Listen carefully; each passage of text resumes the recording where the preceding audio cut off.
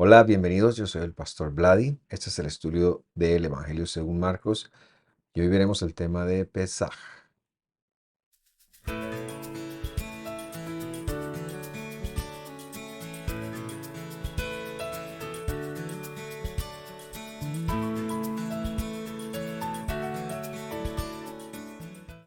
Y les damos la bienvenida con mucha alegría a, a un estudio más del Evangelio. Hoy estamos ya en el estudio número 78 y poco a poco nos vamos acercando al fin. El tema de hoy tiene que ver con lo que muchos han llamado la institución de la Cena del Señor. Pero me estoy adelantando, así que le ruego me acompañe a hacer una oración. Mi buen Dios, te damos gracias por la oportunidad que tenemos de estar acá en este espacio virtual en donde estudiamos, en donde aprendemos. Te invitamos, Señor, a tomar el control de lo que va a ocurrir en los próximos minutos, ya que podamos hacer las conexiones que tú tienes para nosotros en esta oportunidad y que este siervo tuyo pueda darse a entender de una forma clara. En el nombre de Jesús. Amén y amén. Muy bien. Como siempre, me gusta empezar con una pequeña introducción. Ya la semana pasada habíamos iniciado el capítulo 14 y vimos lo relacionado con el ungimiento de una mujer a Jesús, cómo es que la escritura ve a los pobres y la traición de Judas. Hoy empezaremos la lectura desde el versículo 12. Sin embargo, y para complementar lo que decía hace un momento, en la mayoría de las traducciones bíblicas de papel y algunas virtuales que este servidor de ustedes chequeó, me di cuenta que existe un encabezado que dice institución de la Cena del Señor. Ahora, lo que tenemos que tener en mente es que estos encabezados, ninguno de ellos están en los originales, sino son un esfuerzo de las personas que han traducido la Biblia de las sociedades bíblicas para que nosotros tengamos alguna comprensión de los temas que se están tratando. Sin embargo, y por el desconocimiento de la escritura, muchas veces ellos hacen títulos incorrectos y esta es una de estas veces. Es muy difícil para un creyente del siglo XXI que ha estado acostumbrado cada vez que pasa por acá a leer la escritura y a ver este encabezado institución de la Cena del Señor. Es muy difícil cuestionar ese paradigma porque cualquiera diría, esto está escrito. Sin embargo, decimos que los encabezados no solo no aparecen, sino que muchas veces se basan en la opinión de las personas que han traducido la Biblia. Y en este caso, se predispone a decir que hay una institución, perdón, como que hubiese una nueva regla y simple y sencillamente se desconoce, no sé si adrede o por ignorancia, lo que realmente es lo que está ocurriendo. Y decimos que es la celebración del Pesaj o Pascua que Jesús tuvo un día antes que todas las personas lo iban a tener y que él le llamó los preparativos para Pesaj. Y lo que queremos es explicar precisamente esto y entonces iniciamos diciendo que descartamos la cena del Señor, la Santa Cena, la comunión, como se le quiera llamar, como una institución de algo nuevo, sino que es parte de algo que ha estado escrito para siempre y que tiene que ver, en primer lugar, con la liberación de Israel de Egipto y en segundo lugar, con la muerte del Señor Jesús, por supuesto y lo iremos explicando detenidamente y ya también haremos una referencia a un par de videos que usted puede consultar si quiere ahondar en este tema. Vamos a leer el versículo 12 sin encabezado y sin ningún prejuicio. Dice así, el primer día de panes sin levadura, cuando sacrificaban el cordero de la Pascua, sus discípulos le dijeron, ¿dónde quieres que vayamos y hagamos los preparativos para que comas la Pascua? Y hay que hacer una lectura muy cuidadosa para entender realmente cómo o qué es lo que está ocurriendo acá. El primer dato que el versículo da es que dice que era el primer día de los panes sin levadura, cuando sacrifican el cordero de la Pascua. Esto, recordamos, sería en el día 14. Ahora, en la Biblia los días se contabilizan desde el ocaso del sol. Por eso podríamos decir que si el 14 en la noche ellos tienen la cena preparativa, si Jesús muere en el 14 en la tarde, el mismo 14 en la tarde, siguiendo la secuencia bíblica del día, esta conversación seguramente tuvo lugar el 13 de el mes, porque pues ellos todavía tenían que hacer un procedimiento de ir a una ciudad a seguir a un hombre con un cántaro, lo leeremos en un momento, y también cómo tenían que hacer los preparativos para este lugar, que repito, sería todo el orden de Pesaj sin el cordero, porque ese día precisamente era que se cenaba o se mataba al cordero, como bien lo acabamos de leer. Entonces, el primer dato que tenemos es ese que acabo de mencionar. El segundo ejercicio que nos tenemos que hacer entonces es que levadura, panes sin levadura, que también el versículo lo ha mencionado, empieza el 15. Empieza el 15 de Nisan, con la comida, con la celebración de Pesaj.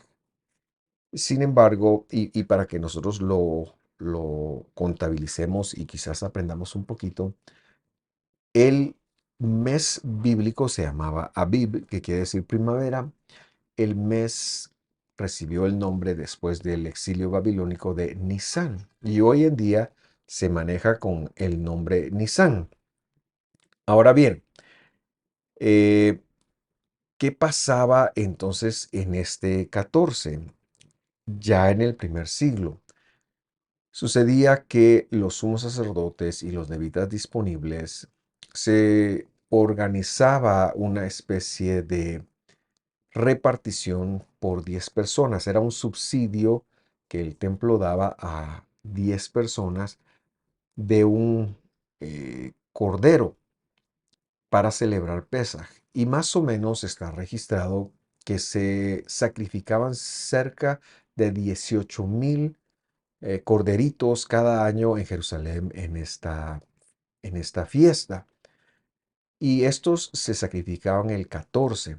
Por lo tanto, cuando nosotros vemos que Jesús está siendo juzgado, y esto lo veremos en un estudio posterior, y hay muchísima gente ahí, la gente está haciendo fila para recibir su cordero. Eso es la historia de lo que está pasando. Ese 14, entonces empezaban con los sacrificios. Imagínense ustedes sacrificar 18,000 con las leyes tan estrictas. eh, y ocurría cerca de la casa del sumo sacerdote. Entonces, seguramente estas palabras que Jesús dijo las habrá dicho en el 13. Sin embargo, queda solventar una aparente contracción entre cuál es el Pesaj o cuál es el día de Pesaj o el día de panes sin levadura, porque hemos dicho que el cordero se sacrificaba el 14 y era mandamiento ya el 15 en la noche comer el cordero con pan sin levadura. Pero es muy fácil solventarla y es que se le llamaba a la palabra Pesaj, tenía dos connotaciones. Una era el cordero que se mataba el 14 y la otra era la fiesta que se celebraba el 15. Por eso pudieron haber sido palabras intercambiantes. También decimos que panes sin levadura tenía un mandamiento muy interesante y es que desde el día 14 Dios se le pedía al pueblo, la escritura le ha pedido al pueblo que se deshaga de todo lo que tiene que ver con la levadura que se le echa al pan. Entonces solventamos así esta aparente contradicción. Sin embargo, decimos que es el contexto el que nos va a seguir ampliando la estructura de lo que queremos decir. Por lo tanto, vamos a leer el versículo 13. Marcos 14:13 dice así: Él envió a dos de sus discípulos y les dijo: vayan a la ciudad y les saldrá al encuentro un hombre llevando un cántaro de agua. Síganlo. Verso 14. Y donde entre, digan al dueño de la casa, el maestro dice, ¿dónde está mi habitación donde he de comer la Pesaj con mis discípulos?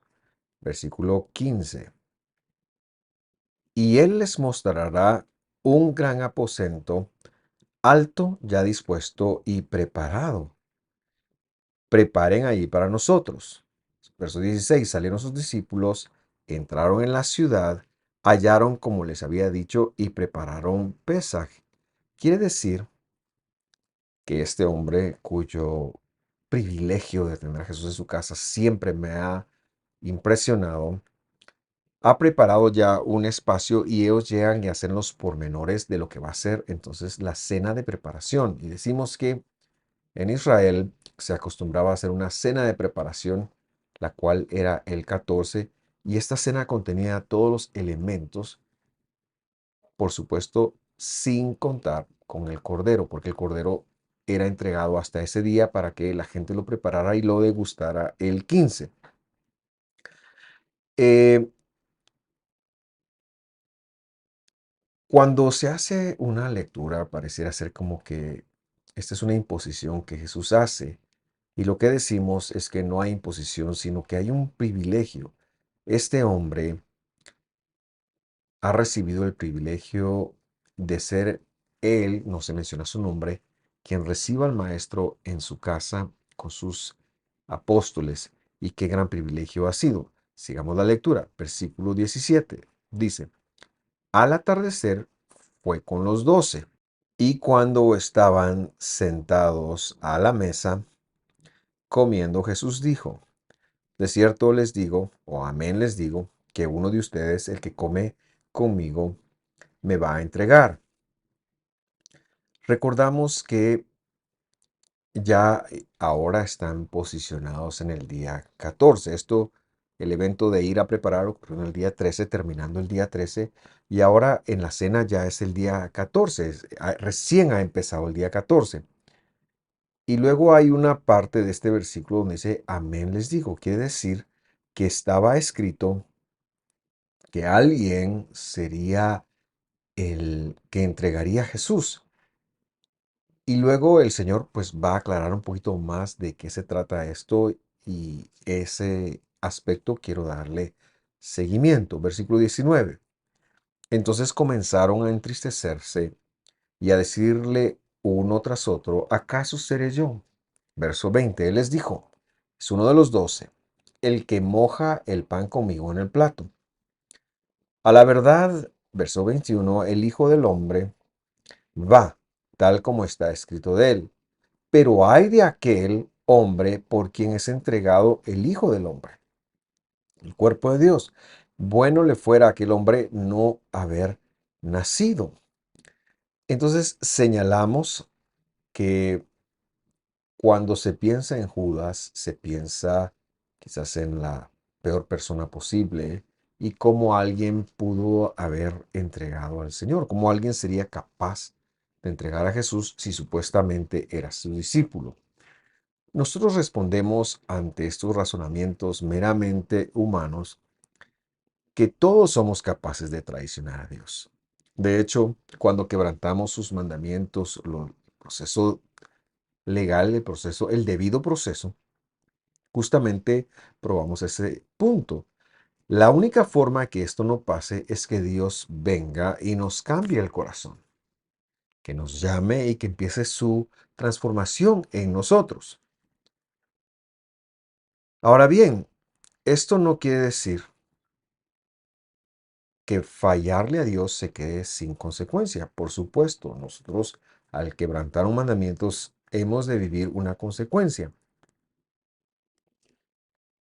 Pero el caso de Judas Iscariote, en primer lugar, aprendemos por el amén que ha dicho que estaba escrito, que habría alguien que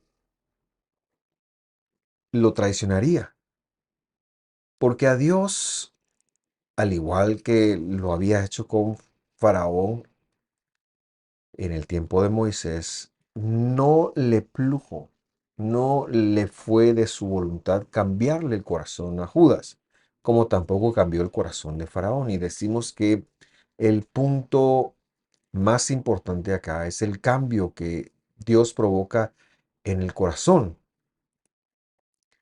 Y Dios dejó a Judas sin esta transformación. Ahora, humanamente hablando, muchos han querido ver a Dios como injusto cuando esta situación se da acá. Pero nosotros respondemos que Dios no incurre en injusticia alguna, ya que todos los hombres están condenados. Los hombres se fueron condenados por sus mismos actos, por sus mismas acciones. Desde que la muerte entró en el mundo, estamos condenados. Lo que Dios ha hecho es escoger a unos cuantos, y en el caso de sus discípulos escogió a 11, pero a uno lo dejó igual porque sabía que mordería el anzuelo que Satanás le pondría para entregarlo. Pero también es importante corregir que de ninguna manera Judas fue escogido, fue predispuesto, eh, no recuerdo la palabra de escoger con anterioridad, pero no fue escogido para traicionar a Jesús. Lo que Jesús quiere decir cuando dice que está determinado que Él lo iba a entregar, es que Jesús tenía que morir. Y para que muriera, alguien tenía que entregarlo. Cualquiera podía haberlo hecho. Y si nosotros hubiéramos estado en los zapatos de Judas ante la tentación que representó para él, la oferta que le hicieron, también lo hubiéramos hecho y simple y sencillamente Jesús lo dejó estar. Pedro, en su discurso, primer discurso que él tiene hacia los de adentro de la congregación, en el capítulo 1 de Hechos, lo pone de esta forma y dice así, Hechos 1:20. Pues en el libro de los Salmos está escrito, y lo que usted ve en mayúsculas es lo que está escrito en el libro de los Salmos. Dice que sea hecha desierta su morada, y no haya quien habite en ella. Y luego hace una referencia a otro salmo. El primer salmo es una interpretación que Pedro hace del Salmo 69, y la segunda oración, la que dice, y que otro tome su cargo, está en el 109. Pedro hace una interpretación, en hebreo esto se llama pesher, para justificar que debido a la falta que Judas tuvo, ahora tiene que alguien más tomar su lugar, porque Dios ha determinado que hubiera alguien más, que siempre hubiera el número que Dios había escogido. Entonces, para terminar con esta parte, con respecto de Judas, en los años mozos de ese servidor había una canción que decía, Judas no tiene, se la cantaban a Judas, un grupo muy famoso, decía, Judas no tiene precio tu maldad. Y la verdad es que se hacía como una observación de cómo podría alguien entregar a Jesús.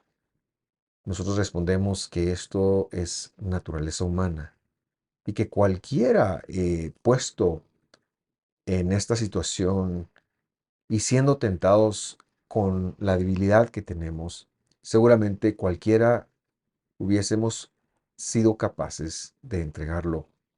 Jesús lo que hizo es que no quitó esa capacidad, no transformó su corazón, pero esto, señalamos, también es prerrogativa de Dios y nos ayuda a realizar y a conectar que hemos de ser muy agradecidos con Dios porque somos personas dichosas. Tenemos la dicha de haber sido encontrados libres, de haber sido declarados libres. Qué gran dicha la que usted y yo compartimos de haber sido Jesús. Un último dato que quiero dar con respecto de los versículos de Marcos que leímos del 19 al 21 es que dice que va a mojar con él el pan en el plato. Y esto es una referencia a un evento muy importante que ocurre en el Seder o en el orden de Pesaj, en el orden que ellos van llevando. Ellos no están instituyendo una cena del Señor como tal, sino es la celebración del Pesaj. Es el Seder, como se conoce en hebreo, el orden de las cosas como han sido enseñadas por un rabino que vivió unos 150 años antes de Jesús que se llamaba Hillel. Esto incluía que tomaba el matzá, que era pan sin levadura, y lo metía en una especie de pudín que se llamaba jarozet. Y al meterlo ahí, pues se comía. Y es una parte importante dentro de la celebración de Pesaj. Y lo que decimos es que tenemos todos los elementos para conectar que hay una cena, que hay cuatro copas, que hay esta celebración del Jaroset, etcétera, etcétera. Por lo tanto, Jesús no está poniendo la Santa Cena, como hoy se lo conoce en el escenario cristiano, sino que está celebrando la cita bíblica de Pesaj con sus discípulos. Y esto es importante que lo vayamos aclarando. Con esto en mente, regreso al versículo 22 de Marcos para seguir con nuestro estudio. 14:22 dice, mientras comían, tomó pan y habiéndolo bendecido, lo partió. Se lo dio a ellos y dijo, tomen, esto es mi cuerpo. Y las aseveraciones que el Señor hace aquí son incontables. De hecho, en nuestro canal de YouTube, nosotros tenemos una serie que se llama Las Citas del Señor. En los últimos 2 años hicimos 4 estudios explicando paso a paso las implicaciones, el proceso. Y no entraré en esta oportunidad a explicarlo porque estamos haciendo una lectura del Evangelio que es secuencial y esto nos tomaría mucho tiempo para hacerlo. Así que si usted tiene un poquito, eh, si usted tiene deseos de saber un poquito más de esto, perdón, de una mejor forma lo digo, le invitamos a buscar en nuestro canal de YouTube en las listas de reproducciones que se llaman las citas y encontrará Pesaj del 2021 y del 2022 y ahí usted será enriquecido. Sin embargo, decimos que el cuerpo de Dios es una referencia a que Él es limpio. Por eso se compara con el hecho de ser un pan sin levadura que también sería entregado. Y esto encierra un misterio para nosotros.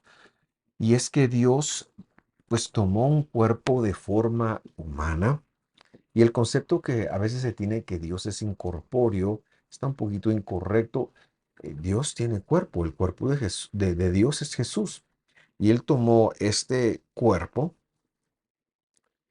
y ahora lo está ofreciendo para cumplir con muchas promesas que han estado o que han sido entregadas en la Escritura, especialmente me refiero a la del capítulo 53 de Isaías.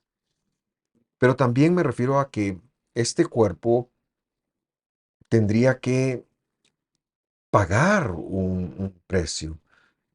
Lo que Jesús hizo fue algo demasiado valiente y de ninguna manera Él vino en forma gaseosa, sino que tuvo un cuerpo incorruptible que ahora va a ser entregado, que ahora va a ser destruido en pago de algo y él lo está comparando al pan que no tiene levadura.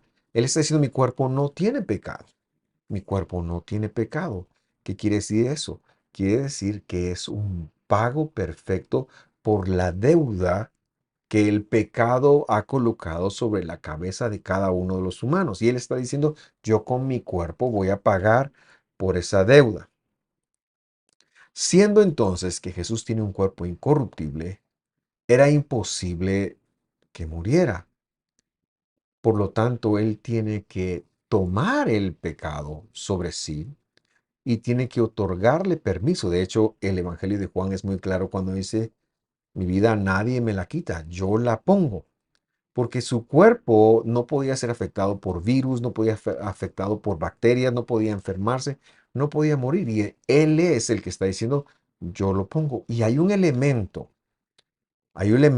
de esto que permite entonces que el cuerpo del Señor sea destruido y sea desfigurado y que llegue incluso a la muerte. Y ya lo vamos a leer, pero seguimos con el versículo 23. Dice, y tomando una copa, es la tercera copa, después de dar gracias se las dio a ellos, y todos bebieron de ella.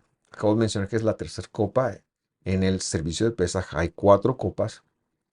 Esta copa se conoce como la copa de la redención, porque lo que está haciendo es que Él está pagando un precio con su cuerpo. Y llegamos al versículo 24, dice, y les dijo, esto es mi sangre del nuevo pacto que es derramada por muchos. Y aquí tenemos que explicar varias cosas. En primer lugar, cuando habla de un nuevo pacto, nosotros tenemos que hacer una lectura de un pacto con mejores promesas. ¿Por qué? Porque la promesa fue de venir y ser nuestro Dios. Pero la mejoría que este pacto trae, el que el Señor está ofreciendo con su cuerpo, es que ahora su instrucción, su palabra, no sería algo externo, estaría dentro de nosotros. Y por eso es que Él pone en nosotros la capacidad de albergar el Espíritu Santo, la capacidad de albergar el poder de la santidad, la mente de Cristo y todo lo que eso conlleva. El poder de tener la capacidad de que Dios venga a circuncidar nuestro corazón. Ese es el nuevo pacto. Ya Dios no es algo externo, Dios es alguien interno que está en nosotros, que nos guía, que nos dirige, perdón, y que nos ha dado su mente. Eso es el nuevo pacto. Y luego la sangre. Y aquí cerramos lo que he dicho hace un momento.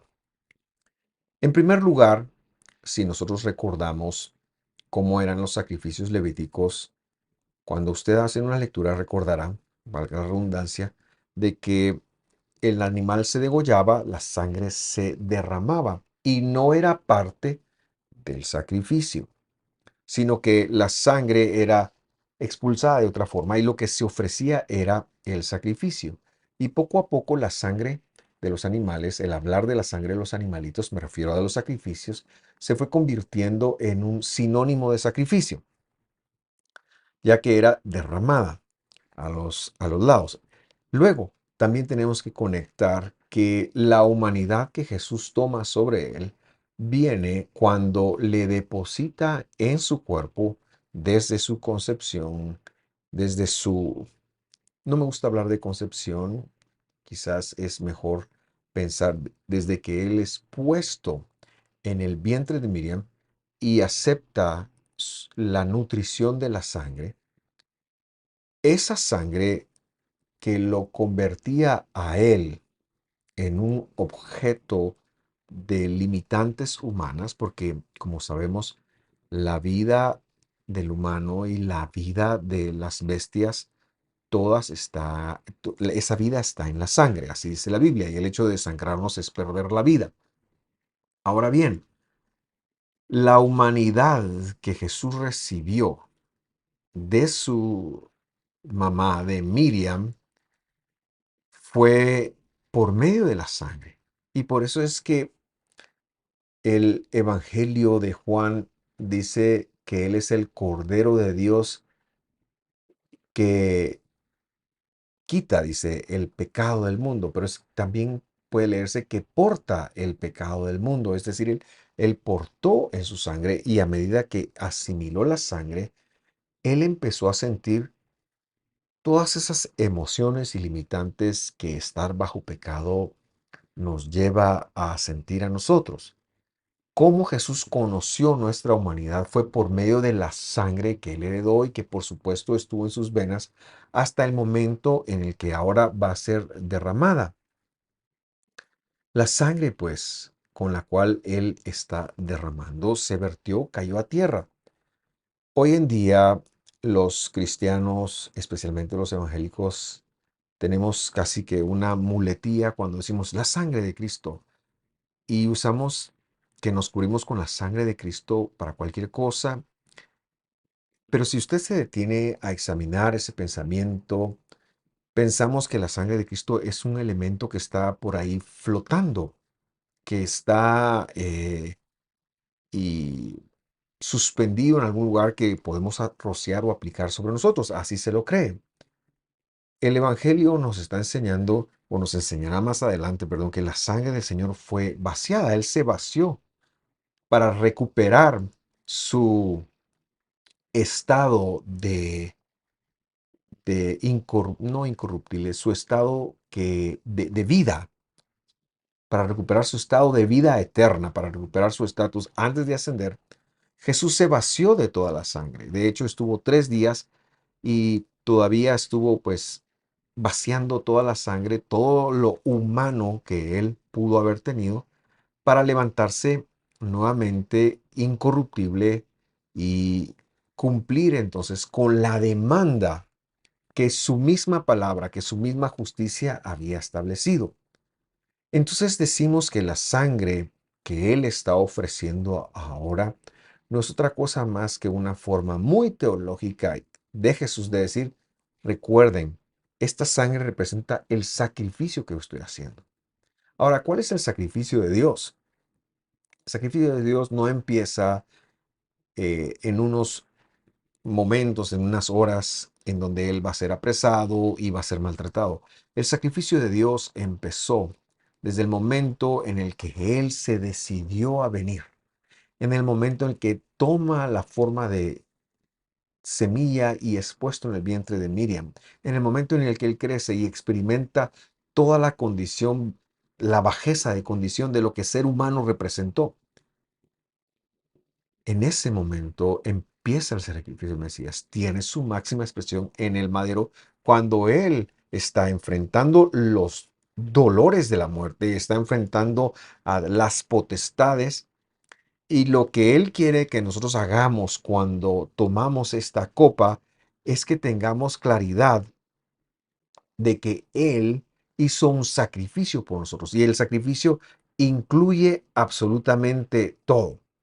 La referencia de la copa, de la tercera copa, como se está enfrentando entonces acá, es que Él está comprándonos del yugo del pecado y del yugo del Satán y le está ganando esta lucha, esta guerra a Satanás con sus mismas armas, porque con la sangre que Él portó y que lo limitaba, voy a decir, con esa misma sangre, al vertirla, Satanás pensó que había ganado, él nos estaba comprando, pero cuando él fue libre de toda esta sangre, él resucitó y retomó la vida eterna. Vamos a leer ahora el versículo 25 para continuar con algo todavía muy interesante. Leamos. Amén, les digo nuevamente que ya no beberé más del fruto de la vid hasta el día cuando lo beba de nuevo en el reino de Dios. Y me sorprende a mí que lo que está diciendo es que está escrito que no va a volver él a beber, a participar. ¿A qué se refiere con beber el fruto de la vid? Está hablando de Pesaj. Está hablando de Pesaj. Esto es muy significativo porque hoy en día se nos ha tratado de decir que las citas del Señor ya no deben de celebrarse, pero aquí está él mismo diciendo que un día Él va a beber del vino, del fruto de la vid con nosotros nuevamente. Eso quiere decir que las fiestas del Señor cuando Él regrese continuarán, porque más que fiestas, repetimos, son citas. Y el hecho de que haga una referencia a la vid y que la vid, que es el vino, represente su sangre, nos recuerda que nosotros, donde quiera que estemos, debemos de tomar el sacrificio de Dios en serio. El sacrificio de Dios es el que nos ha dado vida, es el que nos liberta. El hecho que Dios haya ofrecido su cuerpo y que su cuerpo haya sido sacrificado de tal forma que dice Isaías, quedó irreconocible o quedaría irreconocible, desfigurado, nos hace entender que el Señor está con nosotros en todo momento y que un día, cuando regrese, lo celebraremos juntos. Las citas del Señor, pues, no son, no han caducado, no son de ningún gentilicio, no son de ninguna religión, son de Dios. Y bien haríamos nosotros en tomar conciencia de esto y en celebrarlas con Él, las que Él ha dicho. Hoy en día se celebran citas que no son de Dios, que Dios no ha dicho, como que fueran más importantes. Y le pongo un ejemplo que me acusa a mí. En mi familia, desde que yo emigré a Estados Unidos en el 86 y viví fuera por varios años, se instituyó la celebración de la Acción de Gracias, que es el último jueves de noviembre de cada año. Es una celebración muy bonita porque es una celebración que la familia se junta para comer pavo y algunas otras cosas muy típicas de la época en los Estados Unidos. Y entonces se come, se comparte, se agradece a Dios. Se llama Acción de Gracias, Thanksgiving. Y es algo muy bonito y fue algo que en mi familia adoptamos de tal forma que lo seguimos haciendo hoy, casi 40 años después de que lo iniciamos a hacer. Pero lo que yo quiero señalar es que por muy bonita que sea y que estamos comprometidos con celebrarla, no es una cita bíblica, no es un tiempo donde Dios nos haya requerido estar con Él. Pesaj, Pascua, Pascua sí lo es. Y bien haríamos nosotros en atender el llamado. Jesús no sustituyó por em, por una celebración de culto de vino y pan ácimo.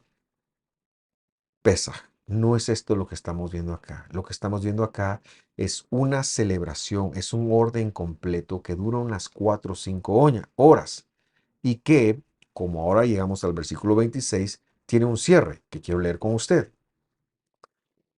Marcos 14:26. Después de cantar un himno, salieron para el monte de los olivos. A este cántico se lo conoce como el Halel y es una serie de himnos o de salmos realmente, de canciones, eso quiere decir salmos en hebreo, que se entonan en este momento histórico, que comprenden entre el Salmo 113 al 118 y que salta hasta el 136. Y este es el último salmo que se canta. Ellos lo cantaron. Era una costumbre vigente para esta temporada. Lo guardaron según la costumbre del anciano Hillel. Ya para este momento tendría que haber sido cerca de las 12 de la noche. Jesús no tuvo un cambio de culto para los domingos como lo hacemos los creyentes. Ahora no estoy diciendo que eso esté mal. Cada vez que nosotros celebramos la cena del Señor estamos recordando su muerte, por supuesto. Pero lo que sí estoy diciendo que está mal es que se sustituyó eso por Pesaj. El día que sí debiéramos de celebrar la cena del Señor es en Pesaj, porque es el día en el cual fue. Luego vemos que el Señor sale para el monte de los olivos junto con toda su gente. Y el Monte de los Olivos tiene un nombre en castellano que es el Getsemaní, que es un esfuerzo por traducir el arameo Getsemaní, que querría decir Monte de los Olivos. Ya veremos la palabra en el versículo 32.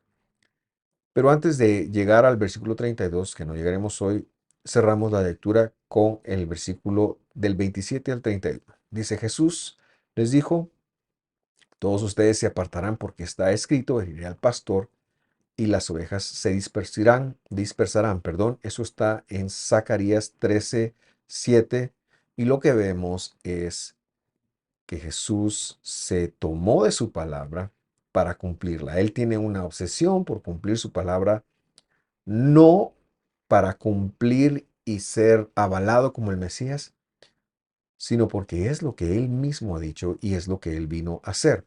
Verso 28. Pero después que yo haya resucitado, iré delante de ustedes a Galilea. Verso 29. Aunque todos se aparten, yo sin embargo no lo haré, le dijo Pedro.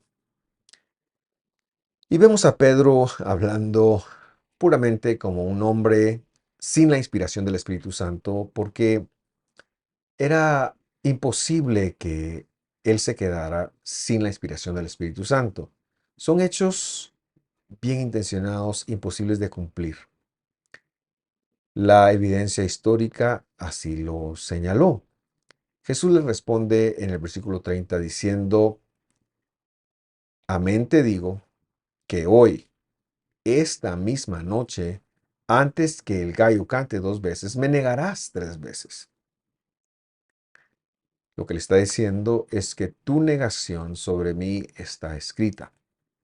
Está escrita en la escritura, está profetizada en algún lugar de la palabra de Dios o en algún lugar de la palabra de Dios que ha quedado en los cielos. Verso 31. Pero Pedro con insistencia repetía, aunque tenga que morir junto a ti, no te negaré. Y todos decían lo mismo. Hay un dicho que viene a mente en este mismo instante que dice que el camino al infierno está empedrado de buenas intenciones. Pero si Dios no está detrás de nuestras intenciones, si Dios no nos está impulsando, si Él es el poder de la santidad, el Espíritu Santo, si no es por ese poder que nosotros decimos, no importa, sucumbiremos, porque Dios tiene que ser parte del proceso de todo lo que nosotros hagamos. Yo quiero dejar esta instrucción, este estudio para acá. Sé que son cosas muy complicadas las que se han mencionado hoy, como por ejemplo cuestionar si hay algún lugar, no lo hay, en Primera de Corintios capítulo 11, lo que Pablo está regulando también es que en el Pesaj de Corinto había un desorden. Y lo que Pablo dice, ¿saben qué? Cada quien haga Pesaj en su casa y júntense solo para rememorar lo que hizo Jesús. Eso es lo que está ocurriendo en la carta de Corintios. También sé que el asunto de la sangre del Señor es algo difícil de entender, pero decimos que va mucho más allá de la profundidad porque su sacrificio por nosotros fue perfecto y fue lo que Él vino a hacer. Gracias por su atención, que Dios lo bendiga, que Dios lo guarde, que esté muy bien. Y un último anuncio. A partir del mes de marzo, a partir del mes de marzo, lo estaremos anunciando en nuestras redes sociales. Vamos a tener un cambio del estudio de Marcos. Lo vamos a cambiar para los días viernes. Hoy eh, normalmente habíamos transmitido todos los sábados a las 4:30, pero a partir del mes de marzo nos estaremos trasladando al horario de viernes a las 8 de la noche y yo quiero decirle que espero verlo. Intentaremos estar siempre conectados en vivo por cualquier pregunta para proveer alguna respuesta. Que Dios lo bendiga, que esté muy bien. Hasta pronto.